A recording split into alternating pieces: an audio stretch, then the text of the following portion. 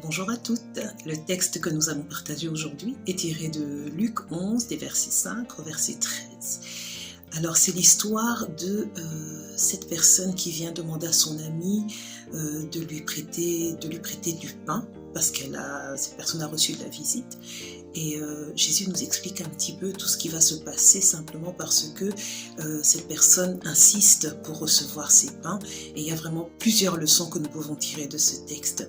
Alors la première chose qui me parle, c'est le verset 8 qui nous dit ceci. « Je vous le dis, même s'il ne se lève pas pour lui donner ses pains parce qu'il est son ami, il se lèvera à cause de son insistance effrontée et lui donnera tout ce dont il a besoin. » Alors dans ma version ici, qui est la version Thomson, parle de insistance effrontée. Ce qui me touche, c'est cette persévérance envers et contre tout.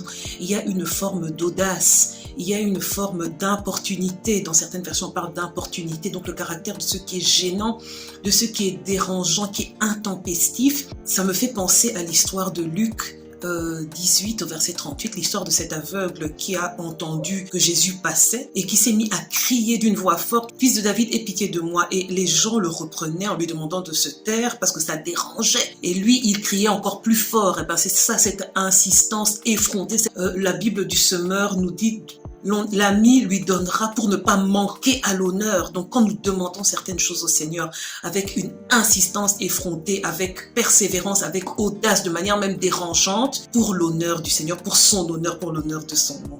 Le verset 9 nous parle du fait de demander et de recevoir, de chercher et de trouver.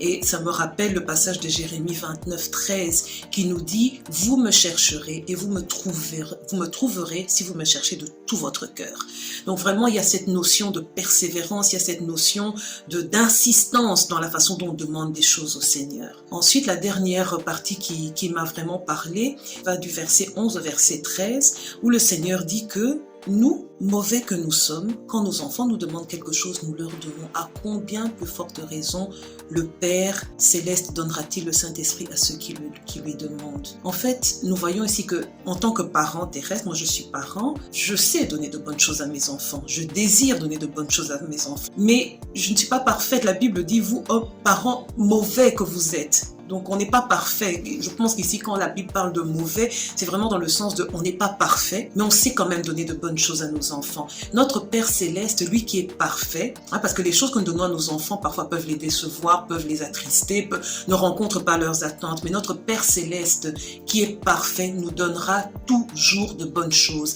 Et il donne généreusement et sans faire de reproches, comme nous le dit Jacques au chapitre 1 au verset 5. De plus, dans Jacques 1 au verset 17, la Bible nous dit que tout don excellent, tout présent, tout cadeau parfait vient d'en haut, du Père des Lumières, en qui il n'y a ni changement, ni ombre de variation. Le Seigneur sait ce dont nous avons besoin, mieux même que nous-mêmes, et son don viendra toujours au bon moment. Il fait toutes choses parfaites en son temps.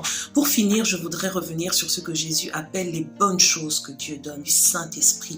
Plus haut, il a dit « Demandez et l'on vous donnera ». Il nous assure que lorsque nous demandons le Saint-Esprit comme une bonne chose, comme un cadeau qui vient de Dieu, comme un avantage de la part de notre Père Céleste, le Père nous l'accorde. Alors je nous encourage à demander. Ciblons nos demandes sur les bonnes choses, les choses les meilleures, avec une insistance effrontée. Demandons, cherchons de tout notre cœur toutes ces bonnes choses et nous les recevrons de notre Père Céleste. Que Dieu vous bénisse.